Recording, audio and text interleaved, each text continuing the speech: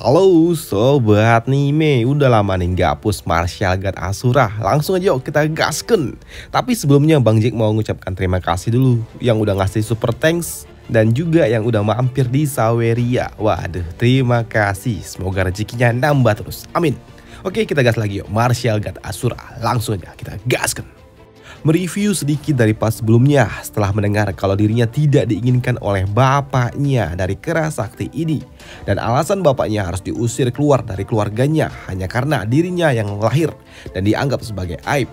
Feng pun merasa cukup sedih. Tapi tiba-tiba saja Feng pun ditarik dan juga dibuang masuk ke dalam makam oleh kera sakti itu. Karena tiba-tiba saja muncullah suatu susunan formasi. Dari dalam sana muncullah makhluk kuning yang berujar, "Kera tua, kau sungguh berani. Siapa yang menyuruhmu menggunakan patung penjaga itu tanpa izin?" Setelah bertanya kepada kera sakti itu, di sini sosok makhluk kuning itu pun yang terlihat cukup curiga dengan peti mati yang ada di dekatnya dan ia mencoba untuk memeriksanya dengan kekuatannya. Tapi, hal itu tidaklah berguna karena ternyata di sini Feng ia dilindungi oleh sesuatu yang cukup misterius yang ada di tempat ini. Dan Feng yang merasakan kekuatan ini, ia menduga kalau dirinya pasti akan mati jika ia terkena cahaya kuning itu. Tapi melihat sosok kuning itu mencoba menyerang peti mati milik Feng membuat kera sakti ini kesal dan mencoba untuk melepaskan suatu serangan dan ia juga berujar, "Kau, apa yang kau lakukan? Berani-beraninya kau menyerang peti mati makam milik master kecilku ini," ujar kera tua itu. Tapi sayangnya hanya dengan gerakan kecil dari sosok kuning itu aja, boom! Kera sakti itu pun langsung berlutut. "Hihihi, kera kecil, kau sungguh lemah," ujar sosok kuning itu. Melihat kera itu berlutut membuat sosok kuning ini berujar, "Lihatlah dirimu yang sekarang. Bagaimana bisa seekor kera bisa berada di dalam keluargaku dan memiliki kedudukan yang cukup tinggi? Dan kau, karena dirimu, aku juga dulu harus memukul wajah kakakku sebanyak 3000 kali di hadapan semua orang di masa lalu. Dan sekarang kau lihat, apakah kau pernah berpikir kalau dirimu akan ada di dalam situasi yang seperti ini?" ujar sosok kuning itu. Mendengar itu membuat kera putih ini pun mencoba untuk bangkit kembali dan ia juga berujar, "Siap, Chu Kong Tong. Apakah kau berani bicara seperti itu? Bicara seperti ini kepadaku 20 tahun silam, Tapi melihat kera itu mencoba untuk bangkit di sini, boom! Kera itu pun kembali harus berlutut ketika si kuning ini menekan kembali dengan kekuatannya. Siapa yang menyuruhmu untuk berdiri? 20 tahun lalu aku memutuskan untuk tidak berbicara kepadamu, tapi sekarang setelah 20 tahun berlalu, kera tua, kau hanya bisa menyalahkan dirimu sendiri karena kau telah mengikuti master yang salah hingga kau dapat ditekan serendah ini. Di sini kau harusnya juga sadar tempat ini bukan cuma dapat menekan kultivasi keluarga Chu, tapi juga kultivasi dirimu, ujar sosok kuning itu. "Oi, Kong Tong, jika kau ingin balas dendam tentang kakakmu, kau bisa langsung membunuhku aja." Bunuh? Itu sungguh sangatlah mudah bagi diriku. Tapi aku tahu kau pasti menyembunyikan sesuatu. Kau menyembunyikan orang yang dapat membantumu, kan? Aku tidak akan membiarkan hal itu terjadi. Maka dari itu, si kampret Kong Tong ini melepaskan suatu serangan ke arah peti mati yang terdapat Feng di dalamnya.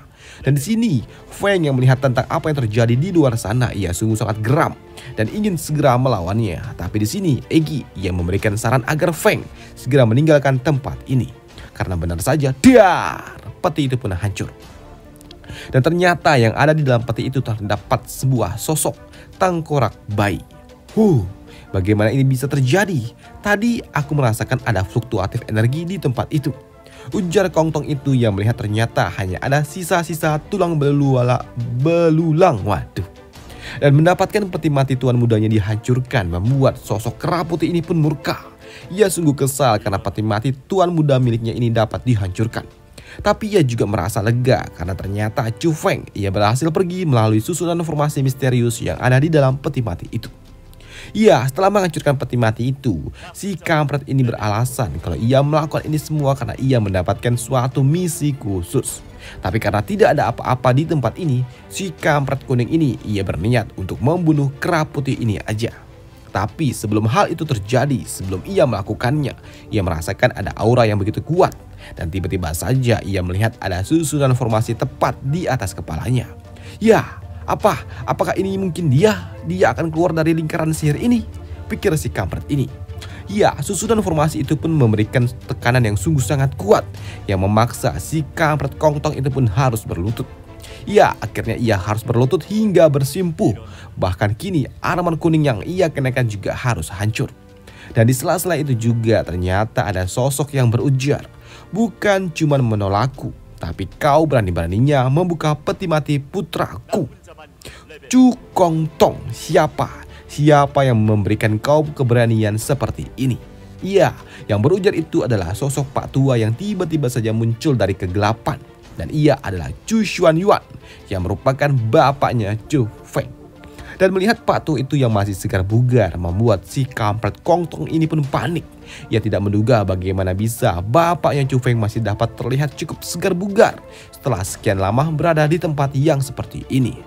Oi kampret, kau harusnya lebih khawatir dengan keselamatanmu, bukan kultivasiku. Bahkan dengan jarinya aja di sini Pak Tua itu pun dapat mengikat pergerakan dari si Kongtong ini. Ya, di sini si kampret Kongtong juga beralasan kalau ia datang ke tempat ini untuk menjalankan suatu misi khusus untuk menginvestigasi tempat ini. Dan jika Pak Tua itu berani mengusiknya, maka atasannya pasti tidak akan tinggal diam.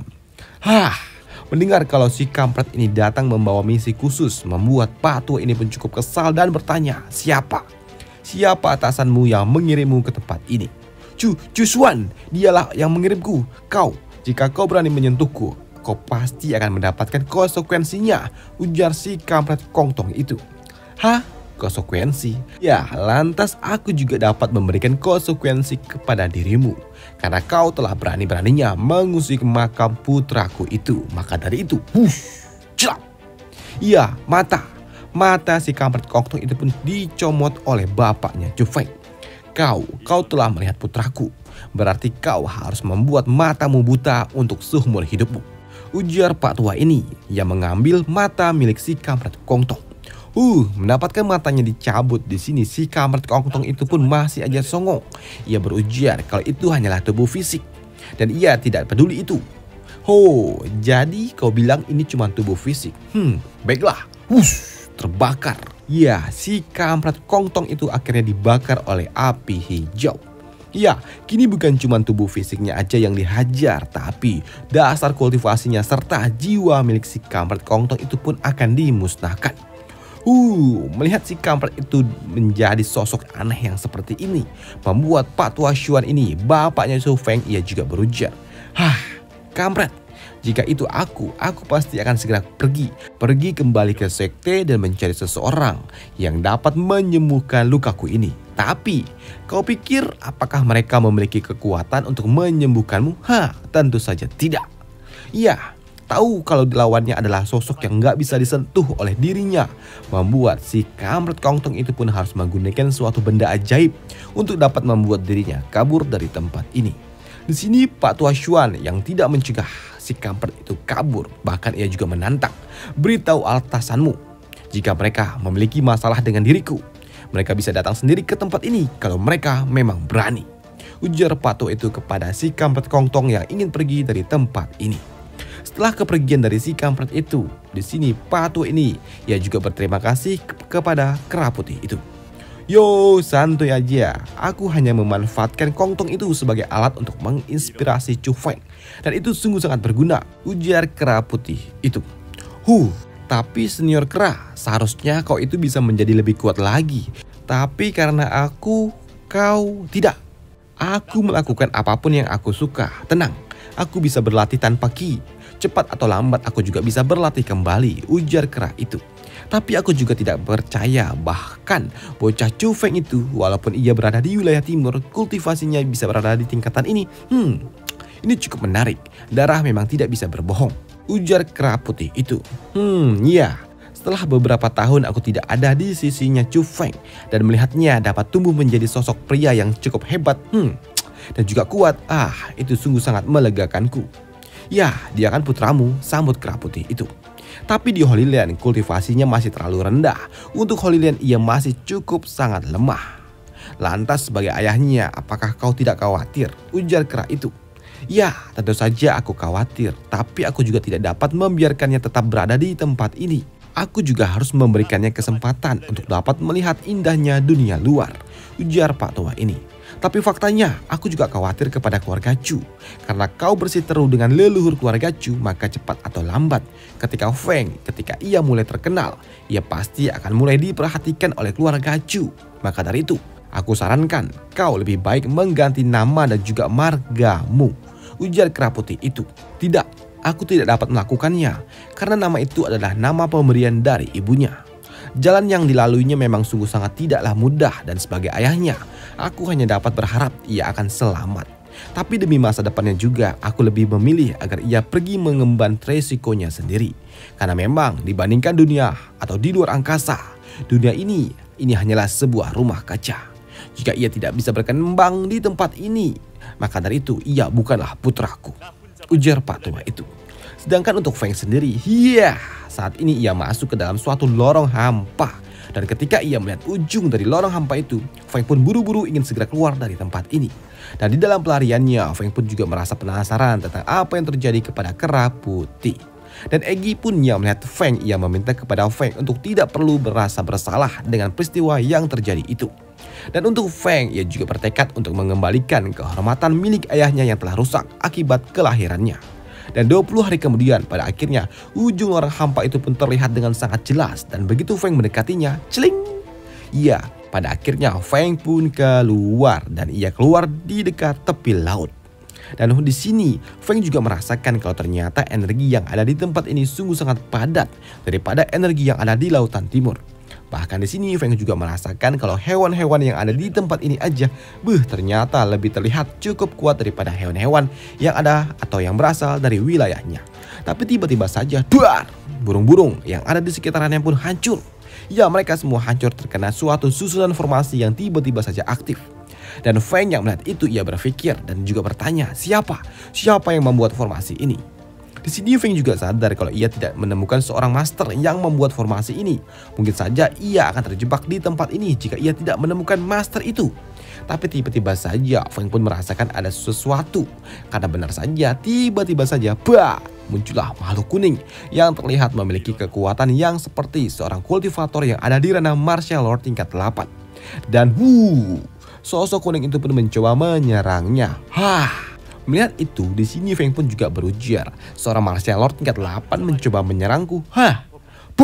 Dengan auranya saja, Chu Feng pun dapat menghancurkan sosok kuning itu.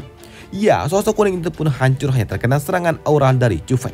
Tapi di sini tiba-tiba saja cahaya kuning itu pun yang berasal dari sosok aneh itu, kini ia mulai dapat kembali menyatu dan juga membentuk orang-orangan lainnya lagi. Tapi lagi-lagi, dihancurkan oleh Chu Feng hanya dengan auranya saja. Namun lagi-lagi sosok-sosok kuning-kuning itu yang hancur-hancur itu dapat kembali membentuk suatu sosok makhluk lainnya lagi.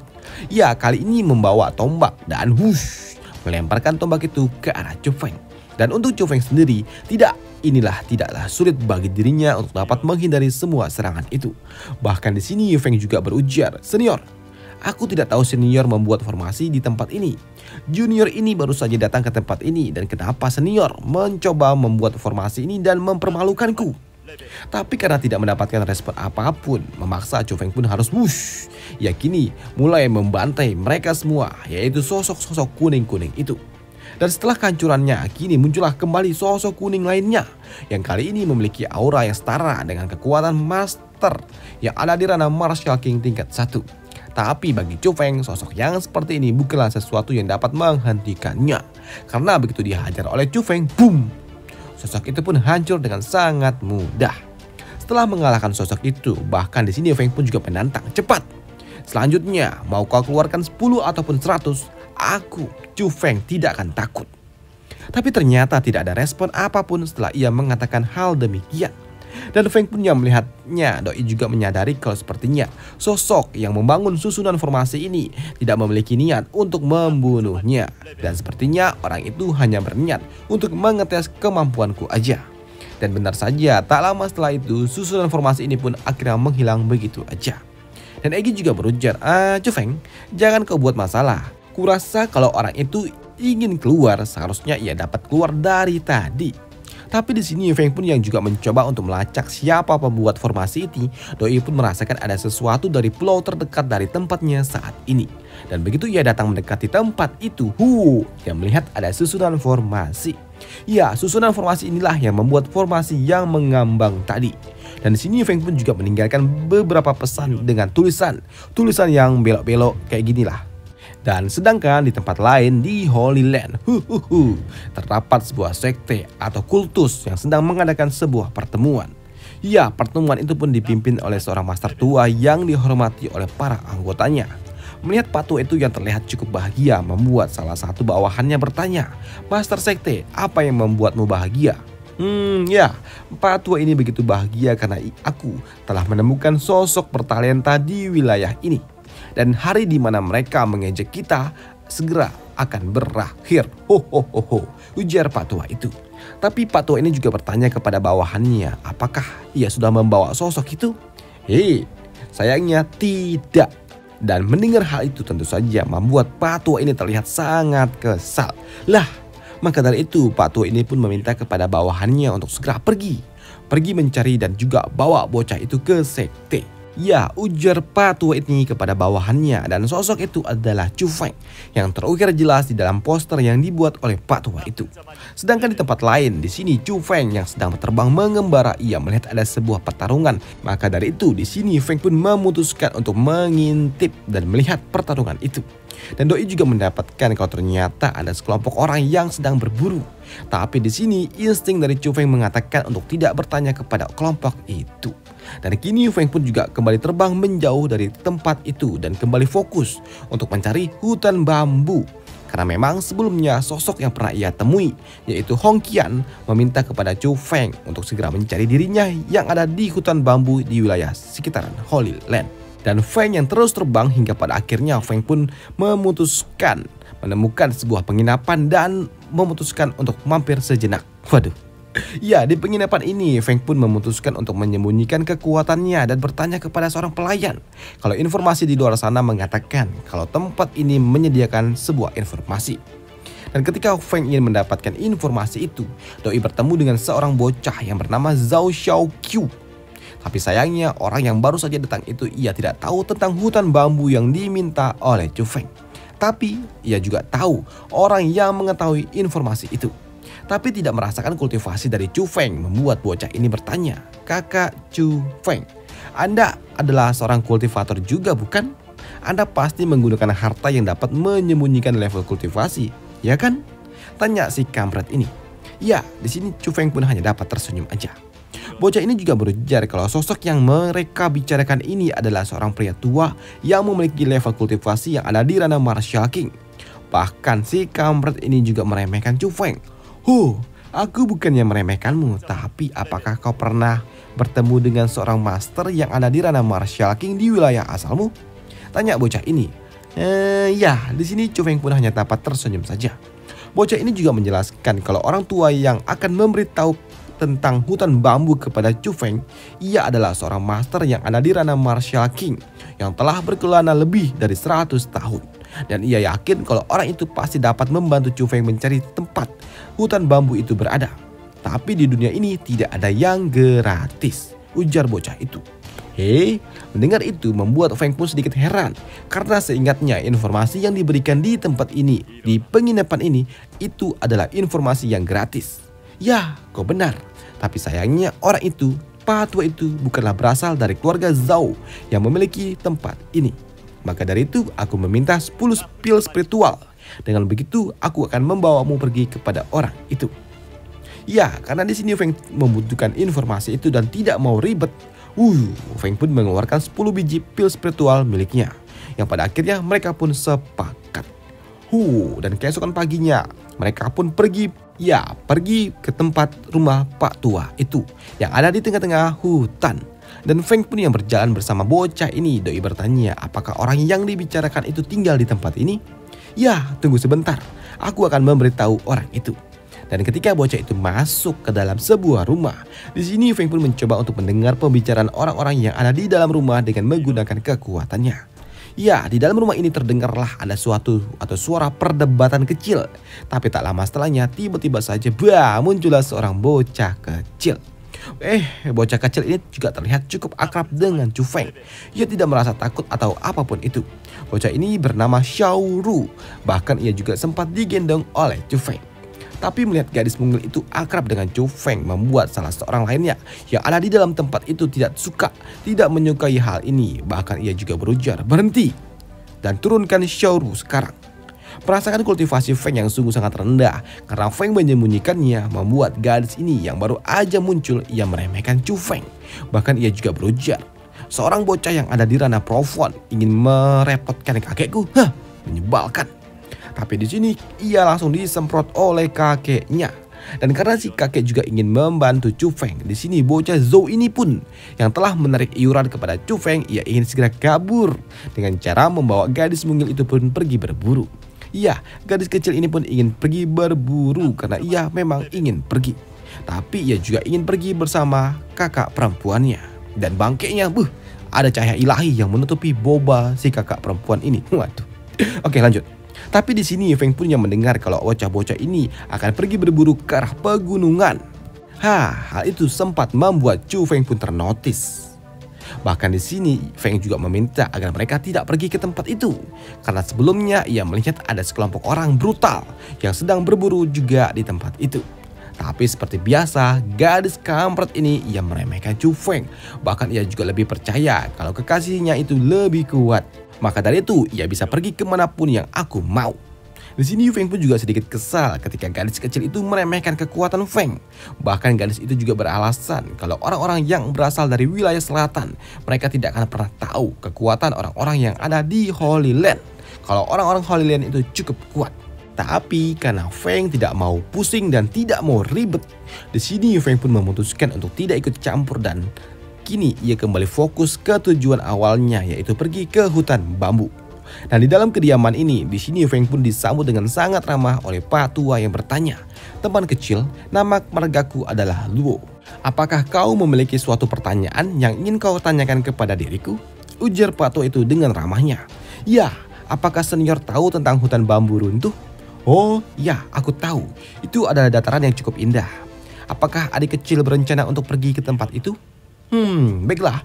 Kini Pak Tua itu pun akhirnya menggambar sebuah peta. Ia menggambar sebuah peta dan diserahkan kepada Chu Feng. Feng yang melihat isi peta itu, ia merasakan kalau ini terlihat cukup jauh dari posisinya dirinya saat ini berada. Di sini Feng pun juga bertanya kepada Pak Tua itu tentang peta kekuatan yang ada di Holy Land ini karena dirinya baru saja tiba di tempat ini. Ya, di sini Pak Tua ini pun juga berujar dan tidak keberatan akan hal ini. Ia menjelaskan kalau di Holy Land terdapat 3 istana, 4 kekaisaran dan juga 9 kekuatan besar. Di mana istana itu adalah istana surgawi, istana dunia bawah, dan juga istana mortal king. Dan untuk 4 klan kekaisaran, ada kekaisaran Shimen, kekaisaran bintang, kekaisaran Nangon, dan juga kekaisaran Dongfeng. Waduh, nama nuklirnya tuh Dongfeng.